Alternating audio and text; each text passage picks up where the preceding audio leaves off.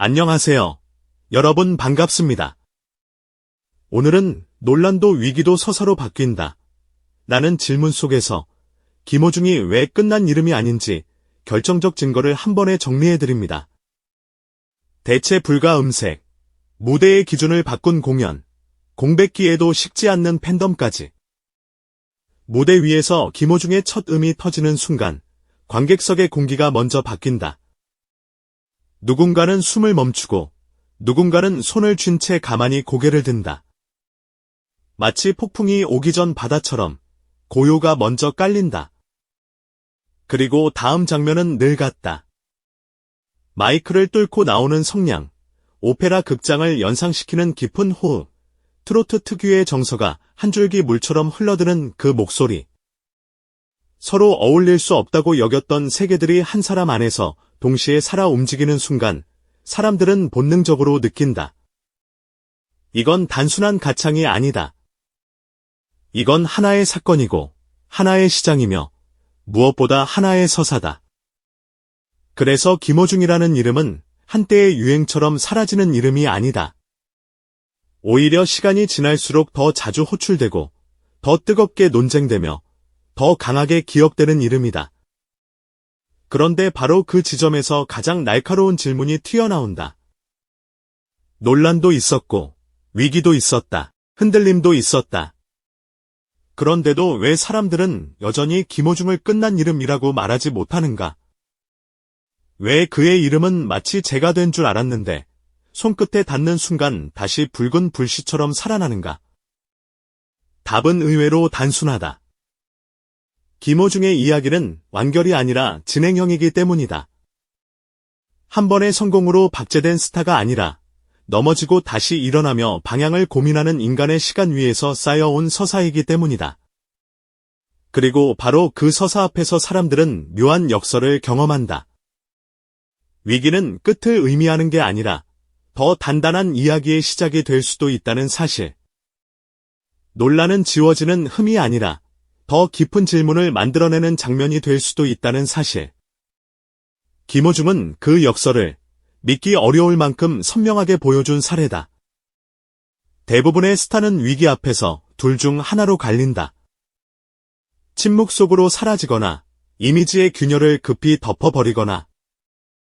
하지만 김호중의 경우는 이상하게도 다른 방향으로 흐른다. 논란과 위기를 지나면서도 그의 이름이 완전히 소멸하지 않는 것은 물론이고 오히려 그 다음을 궁금해하는 사람들의 시선이 더 짙어졌다. 이건 감정의 문제만이 아니다. 산업의 언어로 말해도 그렇다. 스트리밍이 모든 것을 대체하는 시대에 사람들이 굳이 실물 앨범을 기다리고 굳이 콘서트 티켓을 사며 굳이 그 이름을 다시 검색하고 다시 말하는 현상은 우연이 아니다. 이건 단순한 팬심이 아니라 하나의 구조가 작동하고 있다는 증거다. 김호중의 세계는 음악만으로 완성되지 않는다. 목소리, 서사, 팬덤, 공연, 그리고 그가 만들어낸 장르의 경계 붕괴가 하나로 엮일 때 비로소 현상이 된다. 그래서 위기가 왔다고 해서 그 세계가 한순간에 무너지는 방식으로 끝나지 않는다. 오히려 위기는 그 세계가 얼마나 단단히 짜여 있는지를 시험하고 동시에 그 세계가 어디까지 확장될 수 있는지를 드러내는 시험지가 된다. 그렇다면 김호중이 끝난 이름이 아니라는 결정적 증거는 무엇인가? 많은 사람들이 화려한 성적을 먼저 떠올릴 것이다. 앨범 판매량, 콘서트 규모, 동원력, 브랜드 파급력. 물론 그런 숫자들은 강력하다. 숫자는 거짓말을 잘 하지 않는다. 그러나 진짜 결정적 증거는 숫자보다 더 깊은 곳에 있다. 바로 복귀 가능성이 아니라 복귀를 기다리는 방식이다. 대부분의 가수는 활동이 멈추면 온도가 식는다. 노출이 줄어들면 관심이 줄고 관심이 줄어들면 시장이 돌아선다. 그런데 김호중의 팬덤은 이상하게도 그 공식에서 비껴난다. 이들은 지금 무엇을 보여주느냐 만으로 움직이지 않는다. 어떤 시간을 지나왔느냐, 무대 위에서 어떤 태도로 한 곡을 책임졌느냐를 기억한다. 그래서 지지는 소비가 아니라 동행이 된다. 이런 팬덤은 단순한 취향의 집합이 아니라 서사를 공유하는 공동체다. 위기가 올수록 이 공동체는 더 조용히, 더 끈질기게, 더 조직적으로 움직인다. 이게 바로 첫 번째 증거다. 이름이 끝났다면 공동체는 흩어진다. 그런데 흩어지지 않는다. 오히려 더 단단해진다.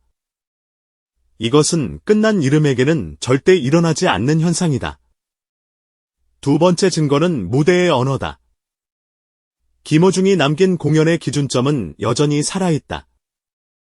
트로트 공연이 단지 흥을 돋우는 무대라는 공식을 넘어 오케스트라 편성, 서사적 흐름, 클래식 레퍼토리의 자연스러운 접속, 장르 경계를 흐리는 구성으로 확장되는 흐름. 흐름은 한번 만들어지면 사라지지 않는다. 왜냐하면 기준이 바뀌면 관객의 기대치도 바뀌기 때문이다. 관객은 한 번 더 높은 기준을 경험하면 다시 낮은 기준으로 쉽게 돌아가지 않는다. 김호중이 만든 무대의 음일도는 트로트 공연의 평가 기준을 바꿔 놓았다.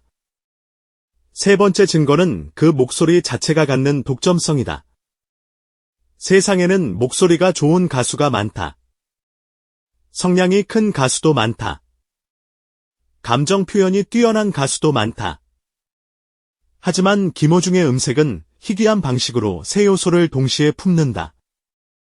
스핀토 테너의 울림, 깊은 공명, 공간을 밀어내는 호흡의 압력, 그리고 트로트의 정서를 정확히 건드리는 감각.